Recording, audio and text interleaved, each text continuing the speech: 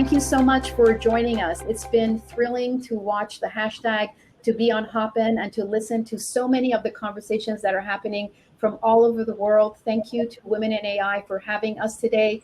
And you must be exhausted. It's probably like 1 a.m. in Europe, and you're continuing to be there to support us. And I believe I just heard that we are the last session.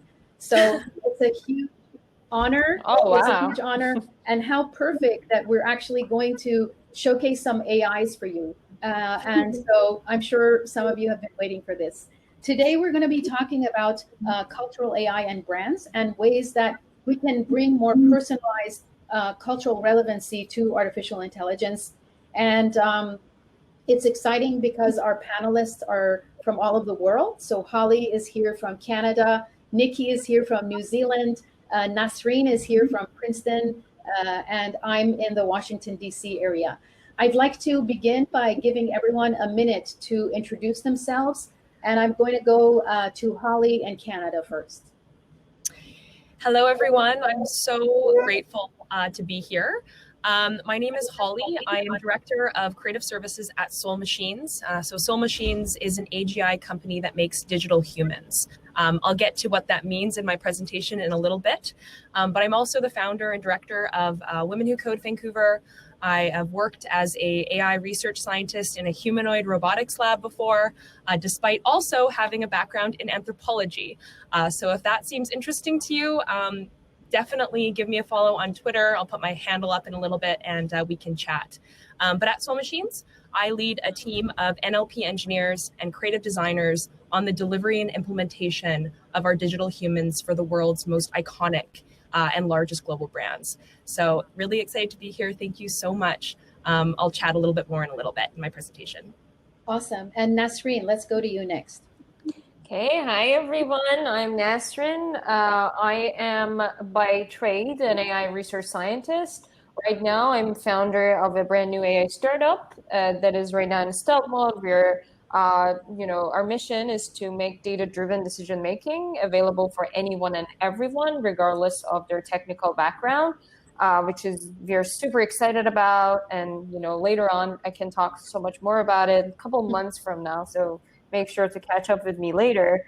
So my background in AI has been mainly natural language understanding and natural language processing, where I've started various lines of research in basically making deeper connections between language understanding and grounding in real world, where we basically want to give AI some sort of common sense, just a way that humans would know how to connect the dots between things that happen and make sense of it. One of the major lines of research that I've worked on has been on storytelling and story understanding, where I've basically worked on giving machines the ability to not only understand stories, but also generate them on the fly, which again goes hand in hand with having common sense and being able to make sense of the world that we live in. And yeah, I'm very excited to be here today with you guys to talk more about the storytelling in AI and why we care about it and why more and more people should basically work on it so that we can give more common sense to our machines through storytelling. Thank you, amazing. And Nikki McLay, let's go to you in outside of Auckland in New Zealand. Yeah. So I'm Nikki McLay, and I am currently Director of Partnerships here at IVOW. I have a background really as a creative director, which is how I came to IVOW, and I've been here since we got started. Davar and I met, and we share this like lovely connection where we have. I live in New Zealand. We have this really diverse, beautiful, mystical landscape that I get to wake up to every morning, and Davar has this amazing heritage. So we sort of came together and created IVOW, created this beautiful dove symbol together, which is really representing elements of the world around us, being an ancient symbol of storytelling, because as humans, we're the storytelling species, and, we're constantly guided by the narratives around us. And so, we've come together to combine this, ancient wisdom of storytelling with new technologies, and help our clients and resonate with their audiences in more meaningful ways. through, more creative ways of using these technologies. So yeah, we're thrilled to be here today and share what we've done with Soul Machines and more about our work. Thanks. Amazing. Yeah, thank you so much. And big shout out to Kim Molesky, who is on the chat, and also to Karim Ardalan. Thank you so much for supporting us. Nasrin, let's talk about cultural AI and storytelling.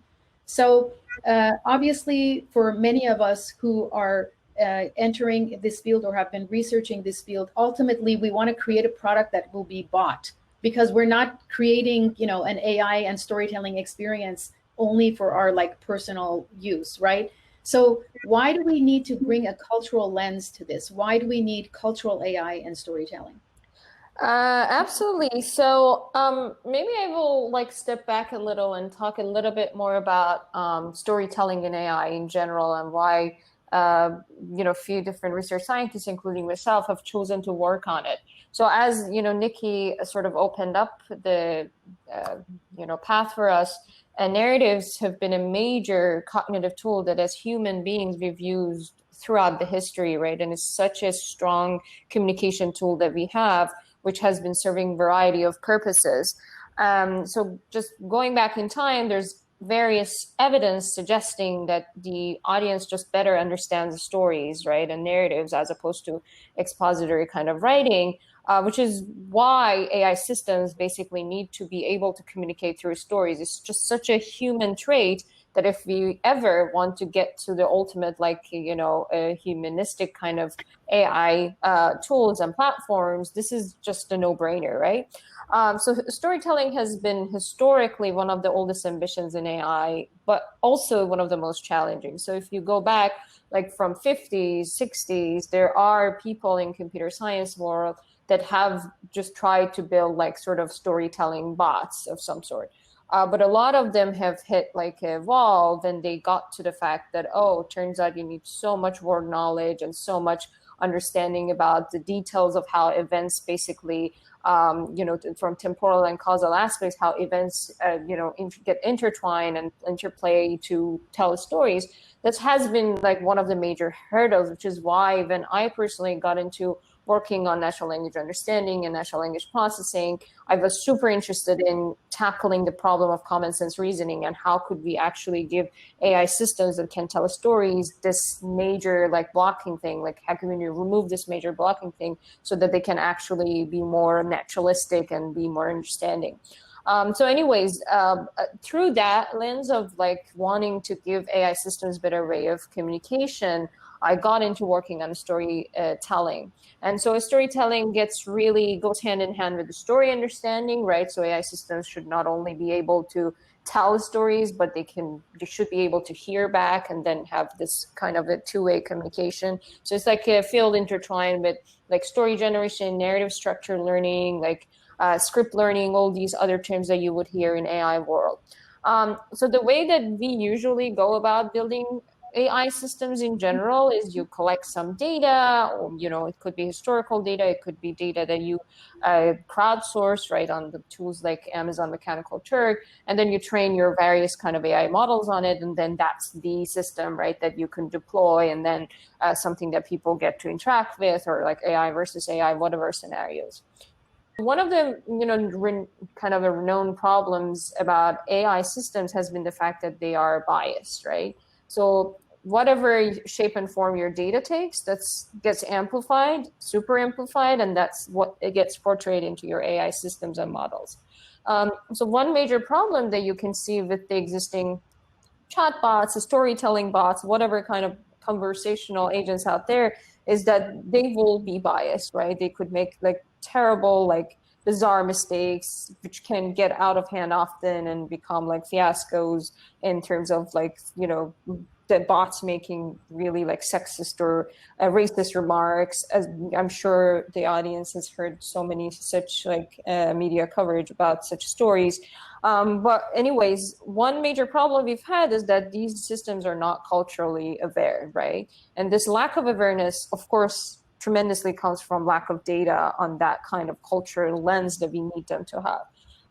So this is why, many people, including myself, have been so much more interested in working in debiasing AI systems and bringing cultural awareness and richness and diversity into these systems. And I think what Davar and others have started at IVOW is like a very great example of what has been lacking and why such a mission is so critical at this time, that we really need such orchestrated efforts for sort of shaping these, cultural and societal impacts that our AI systems can have, right? So that's just basically why cultural awareness is really crucial for AI systems. And I think more and more people should start caring about, working on, and just, harping on that point because it's been long overdue, right? And the more AI gets into everyday, parts of our lives, the more critical it is that we work on preventing such harms that could be caused by it. Absolutely. Yeah, thank you so much. And that explanation of your craft and what AI and storytelling is. I wanted to go next to Nikki because we've been very privileged in the last year and a half to connect with many AI storytelling experts, from Rafael Perez y Perez in Mexico City to Victor Yarlett, Florida International University of the Crow Native American tribe, who is getting his PhD. And he worked at MIT with the Genesis Understanding System. And he was able to prove that just by sharing 100 pieces of Crow literature, that MIT's understanding system was able to understand a culture other than Eurocentric and Alice in Wonderland and Shakespeare. And maybe Key, you can share a link to the Indigenous Knowledge Graph report that shares some of what Victor talked about. But Nikki, tell us a little bit about the importance of cultural AI and why IVOW is focused on it. Yeah, so as storytellers, we've spent the last 2 years exploring how creative computing and technologies can help us understand each other, we can have a deeper cultural understanding of our communities around us, and how simultaneously this can all be a vehicle to preserve ancient wisdom, ancient knowledge, stories, etc. This year we've realized 3 projects that we've been working on for a while, which one was the Women in History Ideation Challenge, Dataset Challenge that we did with Top Coder. There was the Indigenous Knowledge Graph, and both of those basically are feeding Sina, our digital storyteller, where we're still developing. And but what we realized is that as a result of the Dataset Challenge, that really good data on a very simple theme, in this case, women, is sorely lacking.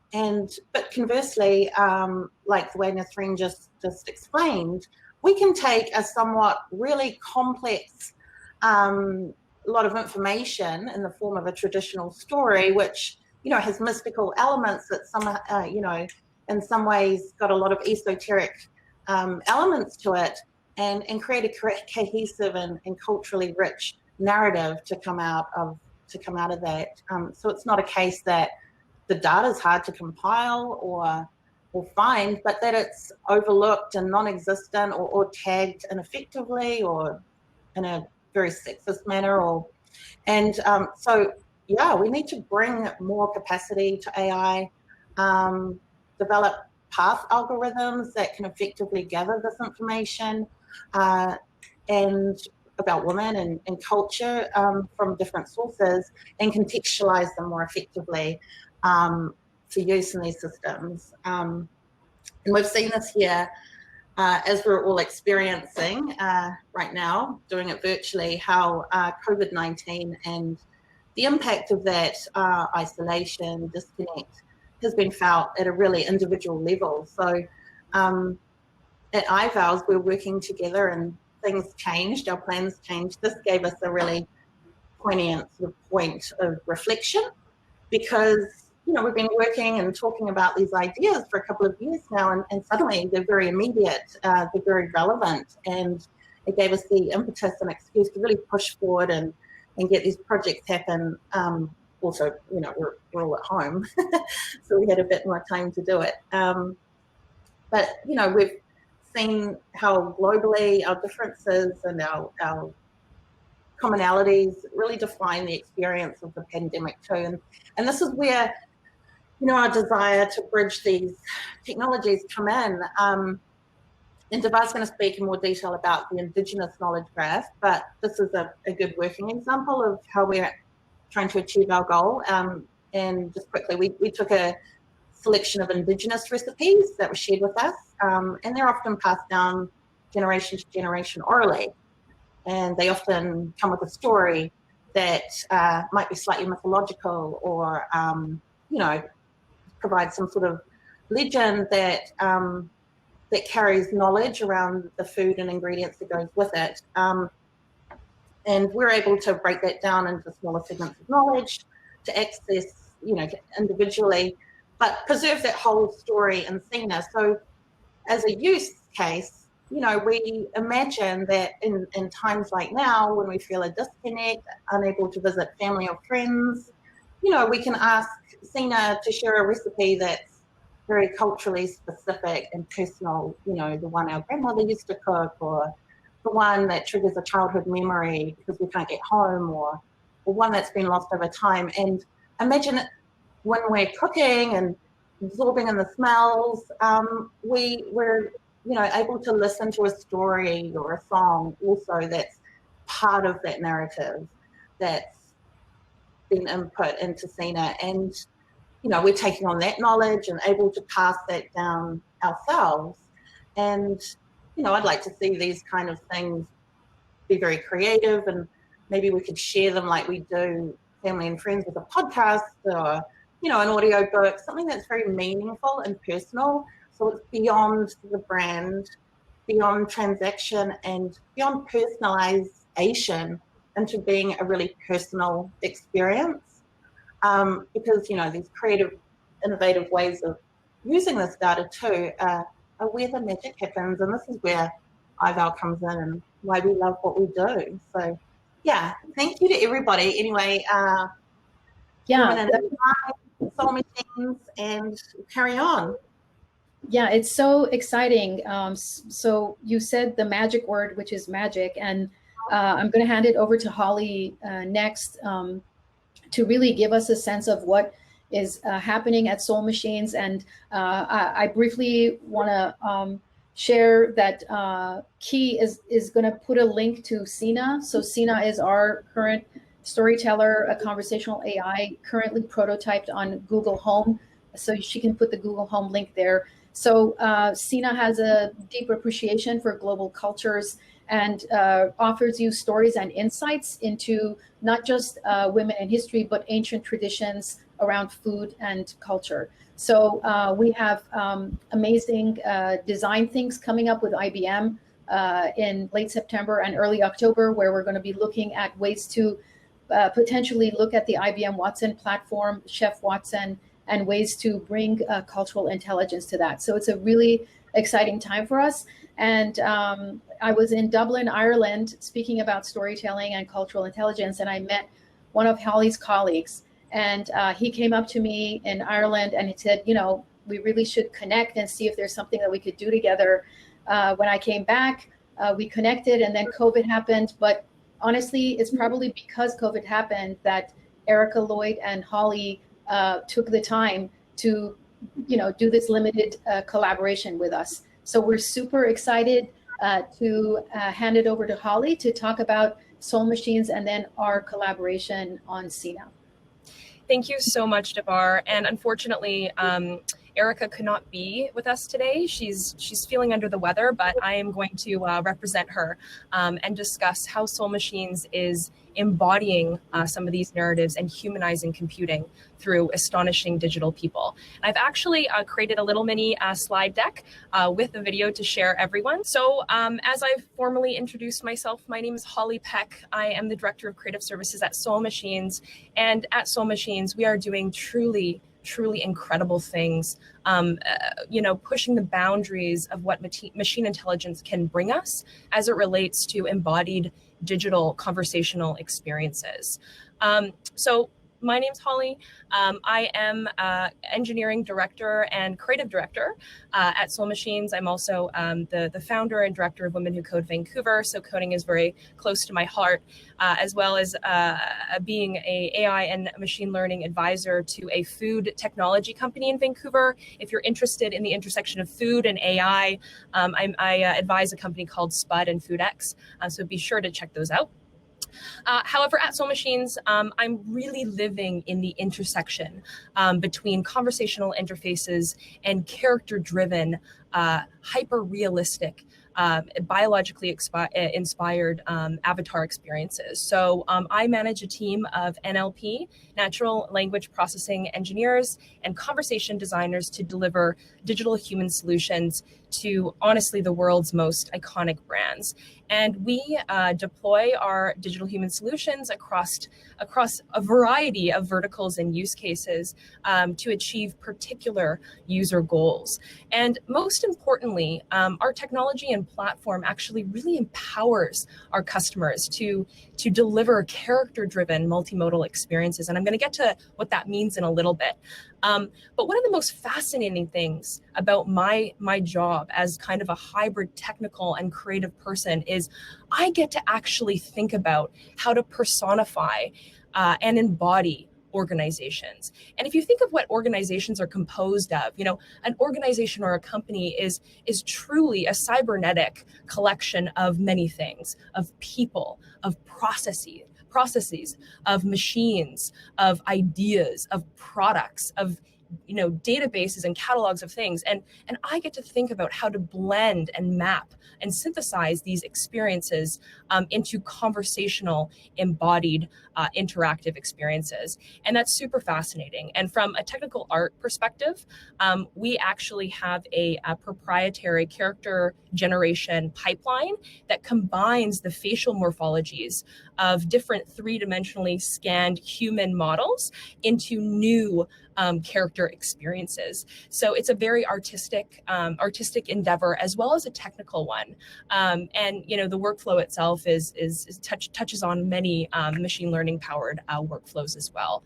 But our digital human platform is truly astonishing. I mean, the characters we create are so hyper realistic and biologically inspired. They're just breathtaking, and we'll actually get to see some in action in quite a little bit.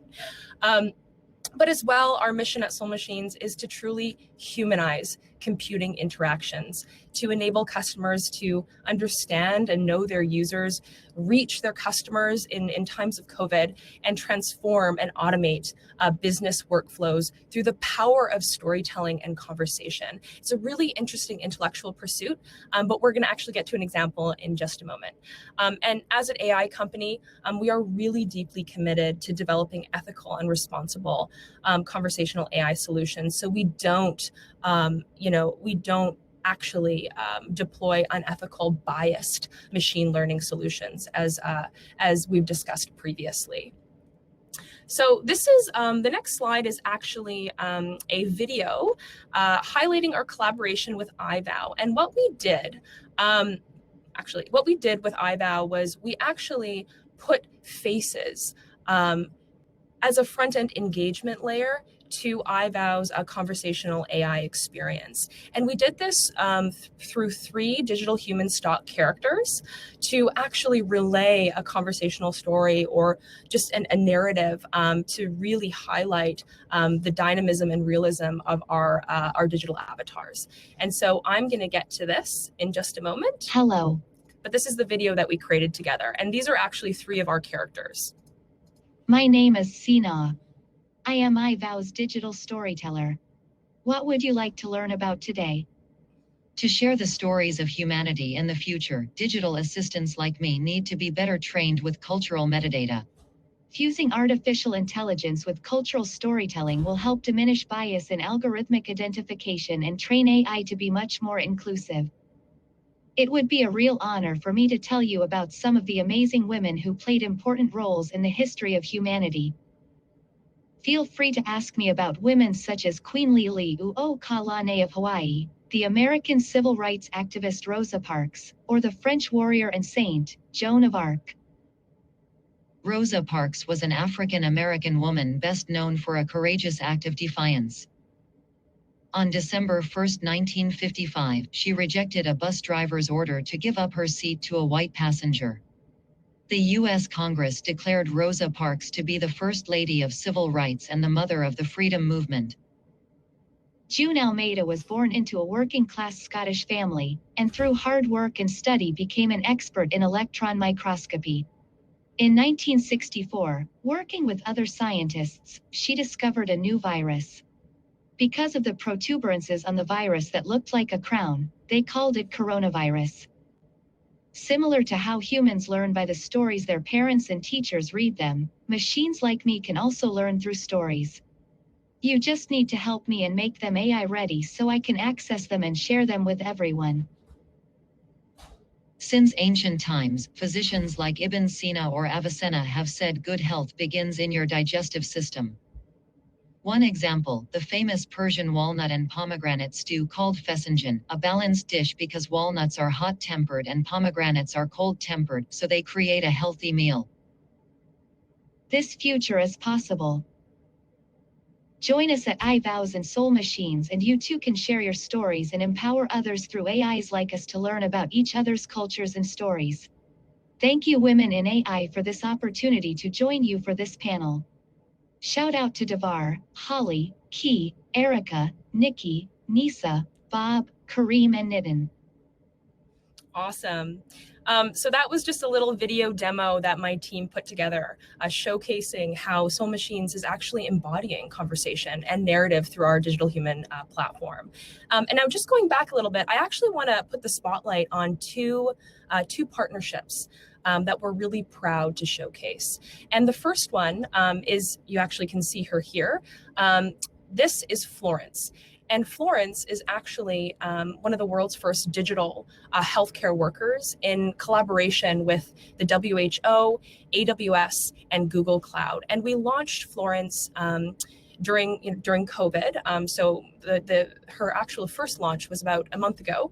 And she was deployed to really combat some of the misinformation around smoking in COVID. So she's a digital healthcare worker. She can help you navigate smoking cessation during COVID. And she was actually deployed because recently, I'm sure folks are aware, but you probably shouldn't be smoking during COVID, being a respiratory illness. And one of the things that her use case really highlights is the power of AI to disseminate information, but also truth.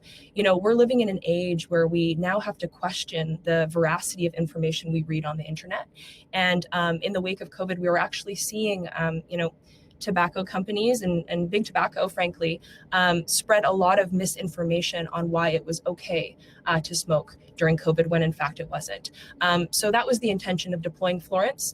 Some highlights is, since her deployment, is that her conversational experience is currently available in English, but we're actually expanding her linguistic capabilities across all 6 UN languages. So she's going to be a multilingual digital healthcare worker to help folks stop smoking during COVID. So truly a really powerful use case here.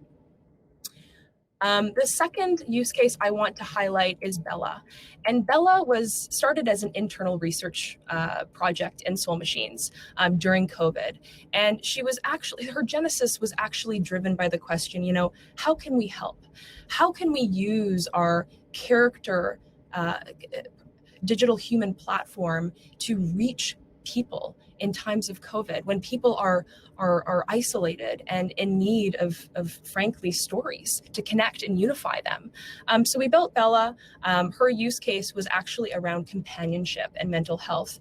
So we expanded her conversational capabilities, or her corpus, to include some really interesting mental health modules, as well as CBT training modules to help connect people and unify people through this new conversational interactive experience. And at Soul Machines, we have an in-house resident psychologist. And so we actually pulled along a lot of the information expert information and interwove it into this experience. We also integrated Bella's corpus with a kindness module, and as well as breathing exercises. So the point of this is to really signify and illustrate just the broad range of capabilities of this platform, and how powerful it is to embody narratives in character-driven experiences. Some technical milestones as well, as we had we integrated some really neat third-party data integrations, of course.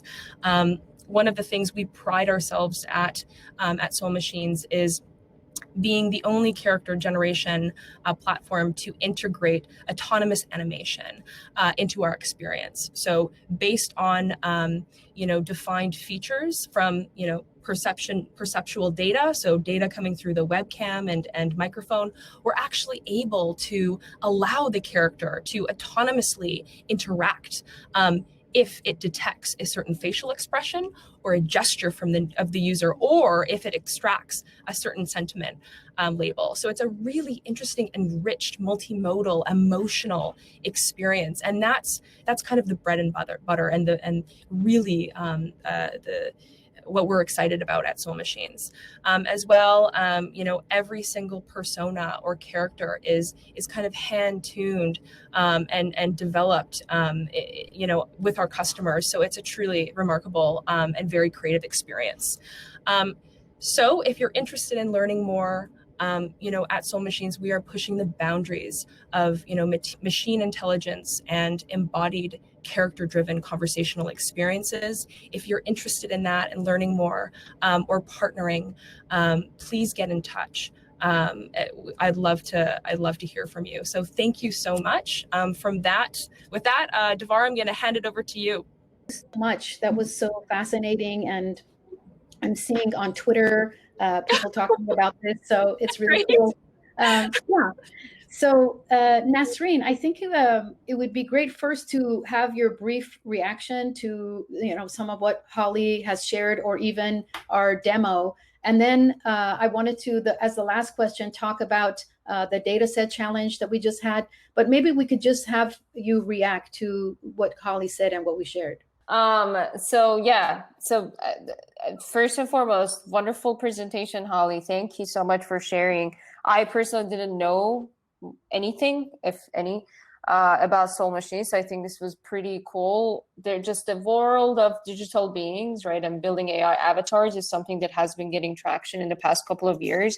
And I would say that from the point of view of pure like AI research scientists who work just on the technical side of building the brain, we've always been lacking on having the embodiment, right? So I think all these efforts on putting a face, right, into this technology that we're building and humanizing it is just wonderful, right? So I personally worked on storytelling and story understanding for like 6-7 years of my life, and I never had the opportunity of putting a face right onto the kind of AI machineries that I build. And I think this just opens up so many different doors for building multimodal systems.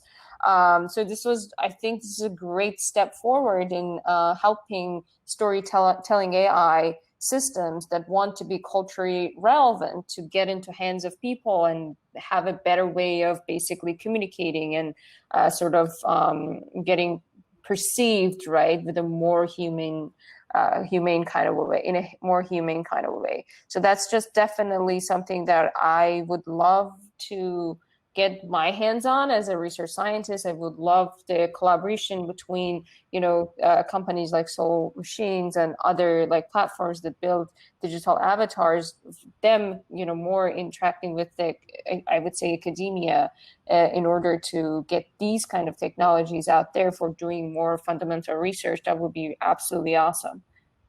Cool. Thank you so much for that. And Nikki, maybe just a brief reaction to, this is now probably like the third or fourth collaboration we've done with the Indigenous Knowledge Graph. We worked with 3 Native American technologists and talked about, the importance of preserving knowledge through graphs and through Sina as a storyteller. Any thoughts from you? So, yeah, I mean, this is a really good example of both storytelling and given the times that we're in. Again, when we're looking at Florence being a healthcare worker, you know, because at this time, we really need, it's an uneasy time, and we want to turn to sources that we can trust, that give us some sort of comfort. And it's a minefield out there, just trying to find the right information, just trying to wonder if you can even trust what you're reading or hearing. And so these kind of embodiments of information can sort of, you know, they just invoke a bit more trust, a bit more confidence in what we're hearing and what we're learning, simply because when you put a face to it. So I think it's wonderful. And so having these really, you know, AI for good ways of presenting all sorts of information through wonderful, amazing technologies is great and fun. It's fun. Yeah, absolutely. And so just to share that, obviously, Soul Machines, we work together, but they created the video short because of a demo, but you actually can interact with them. So the questions don't just come up like that. You actually say, tell me about Rosa Parks. So just wanted to share that we created a promo out of that. But we have about 5 minutes left before we need to turn to sort of conclusions. But I wanted, Nasrin, for you to talk about the data ideation challenge that you were one of our advisors on. And so we went to Top Coder and we said, you know, can you give us a sense of how we can source data on women when we want to create. So for example, our conversational AI, Sina, likes to share stories about women, but how can we find data sets in really scalable ways? And the answer was that we can't. There aren't enough publicly available stories on women that are machine ready and also that are reliable and not sexist, to be honest. That's part of what we found. So I'm going to give it over to Nasrin now. Absolutely. So, and you know, please, Davar, jump in whenever needed. So I was excited to be a part of the IVOW's data ideation challenge on making these machine-ready data sets about like stories of women, because as you know, I was mentioning earlier in the session, one of the major problems we've had with building AI systems has been lack of appropriate data, because whatever data sets that our models feed off of would get super amplified, put on steroids basically, and then turn into our systems that, if they're not culturally relevant and sensitive and careful with what basically they're amplifying, it will be a major, major problem. So in this data ideation challenge, we were really, I was personally super excited to get to the bottom of what we can do to help build such, you know, machine-ready data sets that can help basically, you know, train new storytelling models down the road. And more so than that, even if it's just a chatbot that is reading off of the stories that are available out there, what are the sources, right? How can we even get more and more so of those kinds of data sets? So one interesting thing is, as you were mentioning, if you dig deeper into the articles that are out there and all the kind of data sets that are already basically put together by other people throughout history, they are already, you know, sort of curated by us being biased kind of beings, right? Ourselves, like the societal and cultural biases that we have, right?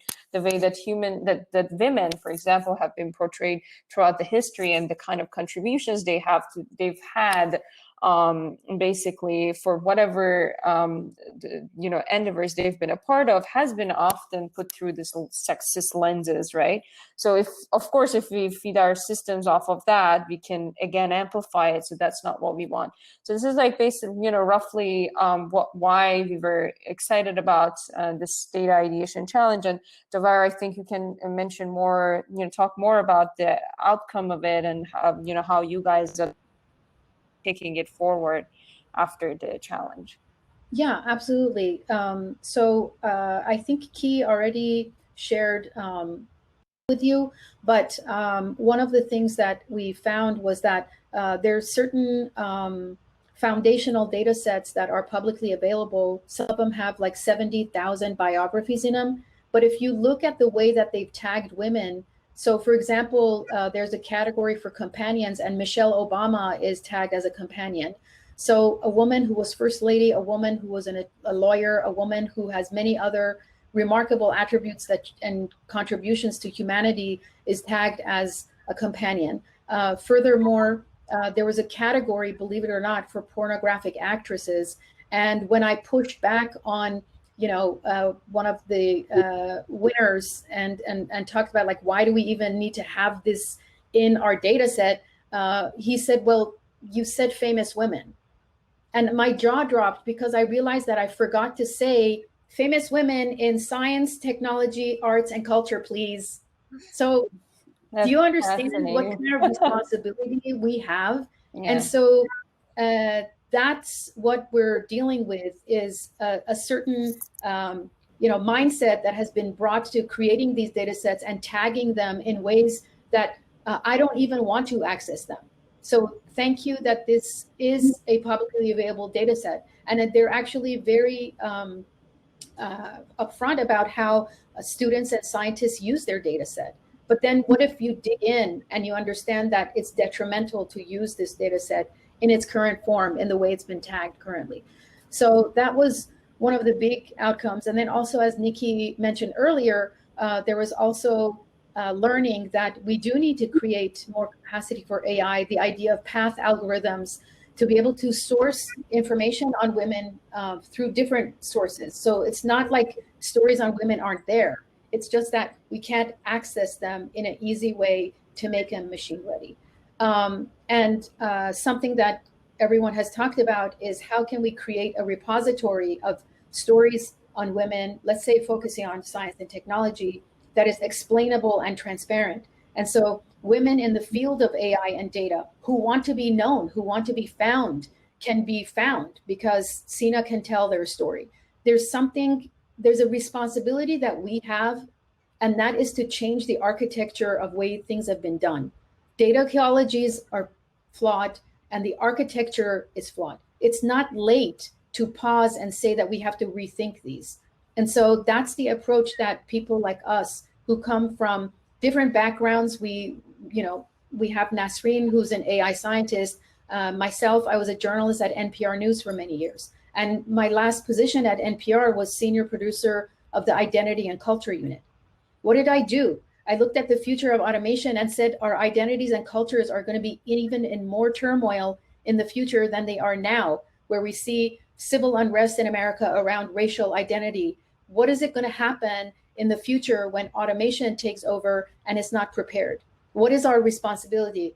And so we're going to go to questions in a minute, but I also wanted some final thoughts from you about our promise. How are we going to be, what will we promise to each other, to this summit, in terms of how we're going to push this forward and not, and really be relentless in a way through our hard work?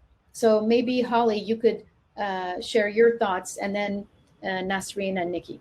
Yeah, Davar, that's a really fascinating question. And I think if we actually take a step back and look at humanity's history, I mean, historiography is not the most, is super biased, right? I mean, even the act of writing human history is.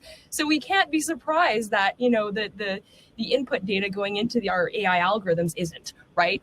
I mean, even the process of writing our own history, which is the human narrative, leaves out women, right? How many historical female characters do you know? Can you count on on your fingers? So I think there is a sense of urgency, right? There's a sense of urgency on representation and empowerment and highlighting women, not because they're women, but because they're experts in their field. And there's a sense of urgency around analyzing your training data, analyzing your input data, and making sure that it's diverse and inclusive. And I think that's just that's about being a good research scientist, right? It's about applying the scientific method and way of interrogating systems in a way that's unbiased. And, I am very passionate about it, especially as, founder and director of Women Who Code Vancouver. I'm all about building inclusive spaces for, underrepresented, engineers. But I really, truly hope that we move beyond that, right? We move beyond the gender divide where, we don't have to talk about what it's like being a woman and also a science leader or an engineering manager, right? We just want to talk about the work, right? We want to move beyond that gender category or qualification. So I know we're doing this separately in our own domains, but from a Soul Machines perspective, we are ensuring that the phenotypic variation of our digital humans are as diverse as the human gene pool. And that's how we're doing it from an artistic standpoint. We're not just making beautiful avatars. I mean, they're going to be gorgeous, but they're also, diverse like people. So that's how we're bringing representation through the lens of our technology. But yeah, I'm very motivated, so I could probably talk about this more. Amazing. Nasrin, let's go to you, and then we'll go briefly to Nikki, and then there's a bunch of questions. Sure. So I would say that I've made this point many, many times. I think making AI systems that are culturally and societally aware and sensitive has been long overdue. Making ethical AI system has been long overdue. Making AI systems that can be held accountable towards the kind of decisions that they make has been long overdue. I think, honestly, I wish the kinds of conversations that we are having now had started like a decade ago, before AI was, everywhere and anywhere that you could imagine and can. So it's definitely, there's this sense of urgency, as everyone else was mentioning, there's this sense of urgency that things have been long overdue. Let's act fast, right? And I think some part of it has to do with education, right?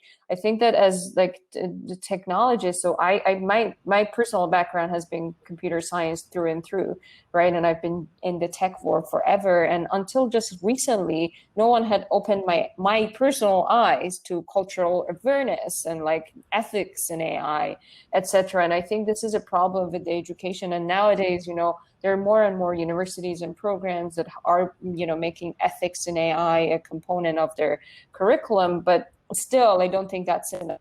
Light shed on the work that companies like IVOW are doing, that the cultural diversity and inclusion programs in different tech companies are doing. I think these are all things that need to be empowered and furthermore funded, in my belief, so that we can sort of bridge the gap that we've had since the deployment of serious AI tools has happened, and our lack of understanding of how they will be deployed and their sort of biases and sort of holes in their understanding. So I think that the kind of promise that we all can make is that in our own little roles, bigger little roles that we have, we are going to bring such programs into our eyesight and make sure that whatever AI systems we build, right, we will take into account how they are going to be deployed, how sensitive they're going to be towards different cultures and understanding different kind of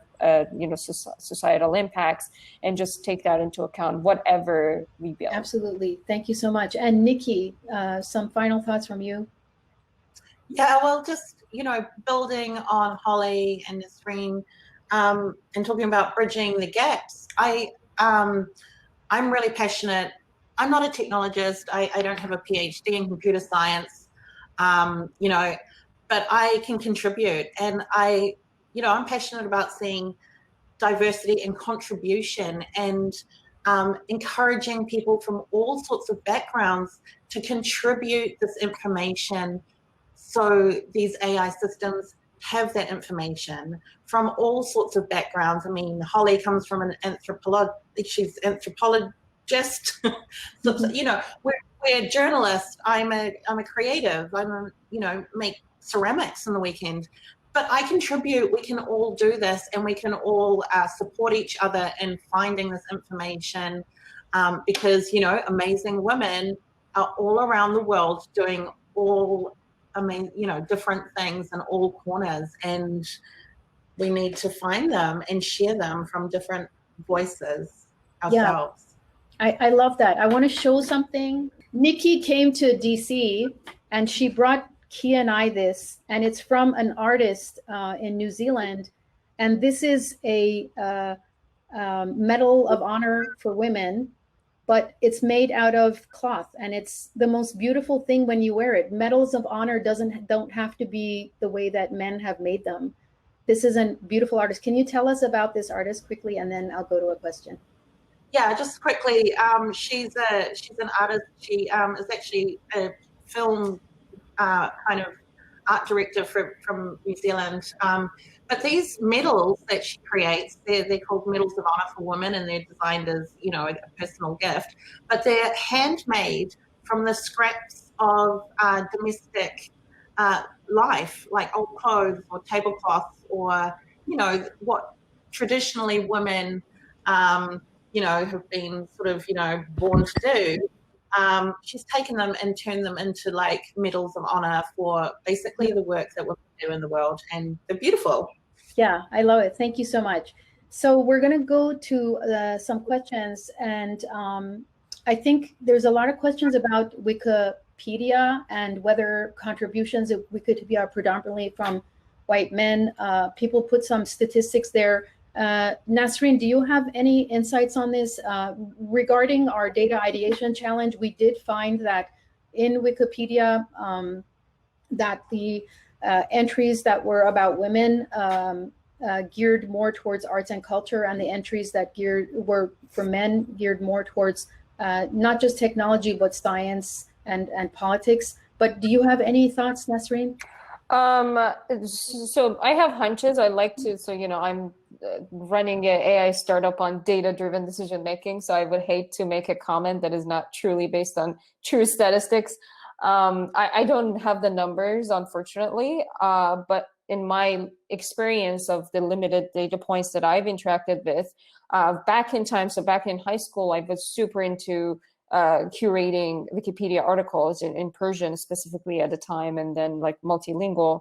And I remember even back then, as a, you know, like a woman basically that was trying to contribute, because it's like a moderator system based, so people who know people would add people. It's like, you know, sort of a thumbs up to contribute new articles. And I bet that's one source of the bias that gets, you know, like, of course, like compounded, and hence, like, as you can imagine, like diversity of thought comes from diversity of people, diversity of articles comes from the diversity of the commentators and the moderators behind it. So I'm sure that I won't be surprised if the statistics are super skewed towards like covering the accomplishment of more and more men than women and gender. But again, like someone maybe in the audience would have better statistics first. So actually a quick comment. So this sort of builds up on top of what Nikki was saying. The AI startup that I'm founding right now is, as I mentioned, is going to enable anyone and everyone to make data-driven decision making.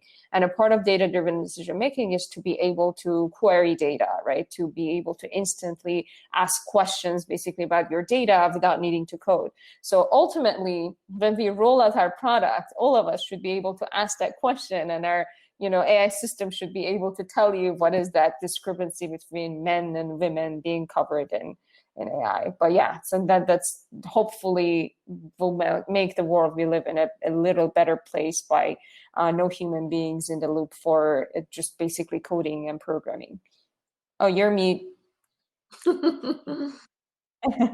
Finally, everyone had to make that move one. No, I just want to share that we actually have come to time because we have to end at 6:55 Eastern. But I wanted to encourage Holly, Nikki, and Nasrin to put your Twitter handles in the chat so that people obviously have other questions. They can find a way to be in touch with you. Absolutely. And just a moment together to thank the women in AI, Mojan Askari, Sheila, Ashwini, Paula, Namrata. These are women that I've had the honor of being behind the scenes with for the past 2 or 3 months. And I can't tell you how inspiring the WhatsApp chat is. These are ambassadors from 50 countries, regions of the world who are been organizing this event. So just a big round of applause to Women in AI for bringing us together. Woo! Thank you so much. And please stay in touch with us. You now have the Twitter handles for everyone. And I think that these videos will be made available in the next few weeks to folks. But thank you so much and have a beautiful day. Thank you for joining us today. Thanks, Thank you, everyone. everyone. Bye. Thank you. Thank you.